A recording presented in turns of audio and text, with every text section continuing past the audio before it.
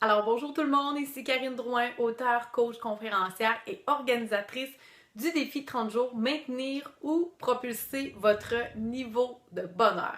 Je suis excessivement heureuse de vous retrouver aujourd'hui pour ma capsule inspirante et aujourd'hui j'ai envie de vous parler de petits trucs bonheur comme à mon habitude.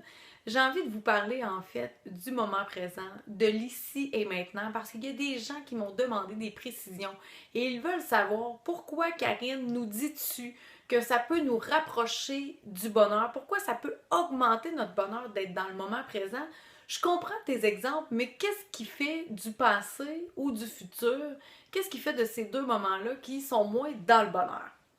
Alors moi, j'ai envie de vous donner en fait des exemples concrets comment je procède en coaching. C'est qu'en fait, tout ce qui se rapporte au passé, à tous les fois ou très souvent quand les gens se rapportent à leur passé, il va y avoir la notion de regret, la notion de remords. J'aurais dû, j'aurais aimé que ça se passe comme ça, mais là c'est derrière moi, je peux plus rien y faire et tout ça. Donc, vous voyez que si vous avez une tendance à vivre dans le passé, ça va être beaucoup plus difficile pour votre niveau de bonheur.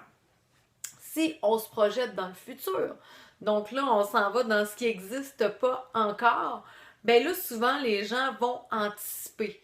Oh, si ça se passe de telle façon, mais s'il fallait que ça arrive, s'il fallait que ce soit comme ça. Donc, les gens sont beaucoup dans la projection, ils vont anticiper. Donc, souvent, ce que ça va apporter, ça va être du stress, ça va être de l'anxiété, de la nervosité. Donc, on va être tout croche aussi.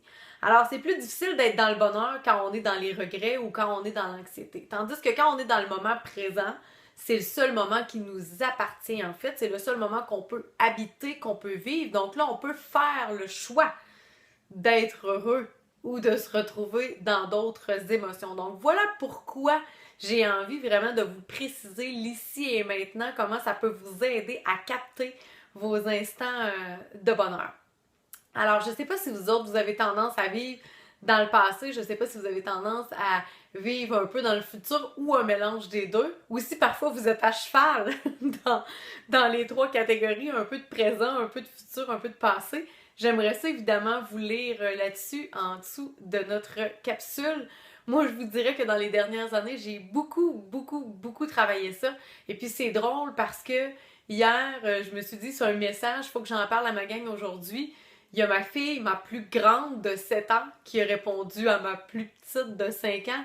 Ben là, Mia, écoute, on n'est pas rendu à demain, là, on vit le moment présent aujourd'hui. Donc, moi, ça m'a bien fait rire, puis il y a des gens autour de moi qui m'ont dit oh, la pomme ne tombe jamais loin de l'arbre. Donc, c'est peut-être quelque chose que vous allez pouvoir mettre en place dans votre quotidien, puis aussi avec vos enfants.